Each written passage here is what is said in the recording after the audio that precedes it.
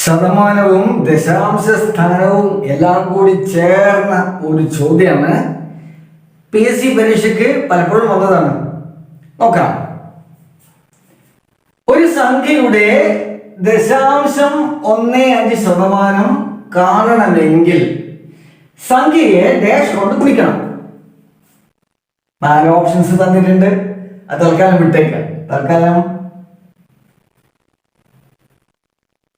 നമുക്ക് ഏതായാലും ഒന്ന് ചെയ്തു നോക്കാം. ഇതാണ് കാണേണ്ടത്. 0.15%.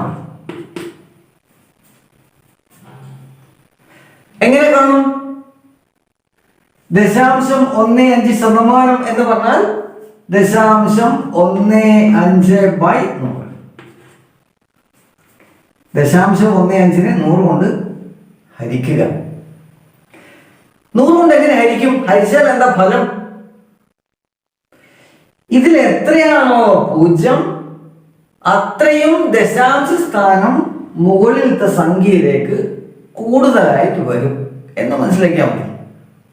ഇപ്പോൾ എത്ര ദശാംശ സ്ഥാനമുണ്ട്? 0.15-ല് 1, 2 ദശാംശ സ്ഥാനമുണ്ട്. അതിന്റെ കൂട്ടത്തില് ഇതാ ഈ 100 കൊണ്ട് ഹരിക്കുമ്പോൾ 2 ദശാംശ സ്ഥാനം കൂടി വരും. അപ്പോൾ ആകെ എത്ര ദശാംശ സ്ഥാനം? 4.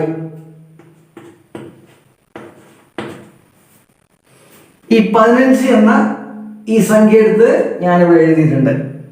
ഇനി നമുക്ക് ഇതിൽ ദശാംശ സ്ഥാനം കിട്ടണം. നേരത്തെ പറഞ്ഞു 2 ഓൾറെഡി ഉണ്ട്. 1, 2.